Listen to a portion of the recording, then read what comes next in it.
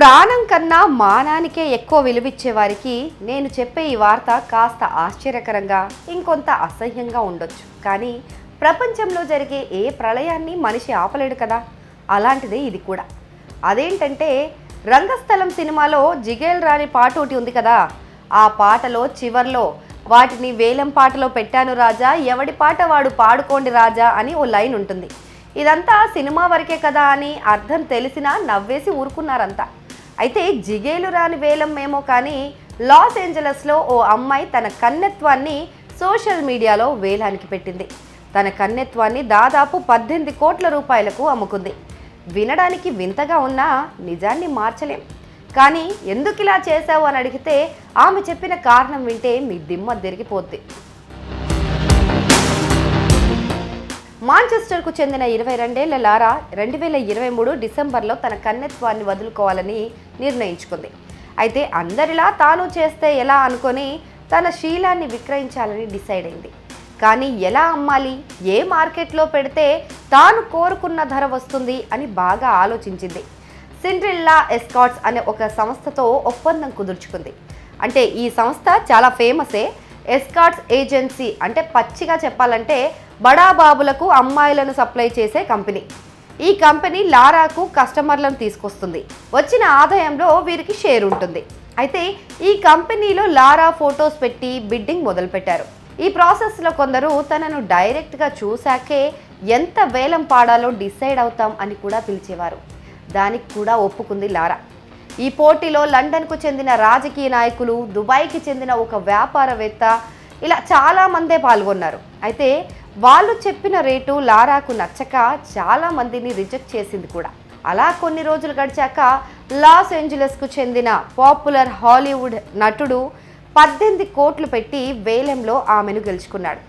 కాదు, ఆడపిల్లని గెలవాలంటే డబ్బు పనికొస్తుందా?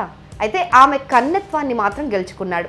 ఇంకేముంది, ఎస్కార్ట్ సైట్ సంస్థ ఒక టీమ్ మెంబర్తో కలిసి లండన్లోని ఒక 5 స్టార్ హోటల్లో నటుడిని కలవడానికి ఉత్సాహంగా వెళ్ళింది లారా. వారు సంప్రదాయంగా డేటింగ్ చేయకపోయినా లారా ఆ స్టార్తో కొంత మాట్లాడింది. తన లైంగిక అభిరుచులను పంచుకుంది. అయితే తన కన్నెత్వాన్ని కొన్న నటుడు తను పెట్టిన డబ్బులకు న్యాయం జరిగిందా లేదా అనే అనుమానంతో ముందుగా కొన్ని విషయాలను నిర్ధారించుకోవాలనుకున్నాడు. లారా కన్నెత్వాన్ని టెస్ట్ చేయడానికి వారితో ఒక డాక్టర్ని కూడా తీసుకొచ్చాడు. అది అగ్రిమెంట్లో భాగమేలేండి. అయితే ఆ ఘటన జరిగిన కొన్నాళ్లకు లారా సోషల్ మీడియాలో ఈ విషయాన్ని పంచుకుంది. నేను ఈ నిర్ణయం తీసుకున్నందుకు చాలా సంతోషంగా ఉంది. ఎందుకంటే నేను ఒక వ్యక్తిగతంగా నేనేంటో నాకు తెలుసు. ఎవరు జోక్యం చేసుకొని నేను ఎవరితో సెక్స్ చేయాలో నాకు చెప్పకూడదు ప్లీజ్ అంటూ తను ఒక పోస్ట్ చేసింది.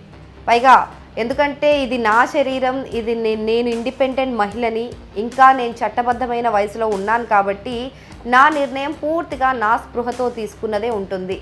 నన్ను ఎప్పటికీ వివాహం చేసుకొని ఓ బాయ్ ఫ్రెండ్ వల్ల నేను నా కన్నెత్వాన్ని కోల్పోయే కంటే ఇలా డబ్బులు తీసుకొని పోగొట్టుకోవడం బెటరే అనిపించింది అని లారా రాసుకొచ్చింది. మరి ఈ విషయం తెలిసి లారా తల్లిదండ్రులు ఏమనలేదా అని డౌట్ రావచ్చు. వారు మొదట్లో ఆశ్చర్యం వ్యక్తం చేసినప్పటికీ లారా ఒక 22 ఏళ్ల ఇండిపెండెంట్ ఉమెన్ కాబట్టి ఆమె ఇష్టం ఆమెది అని వదిలేశారు.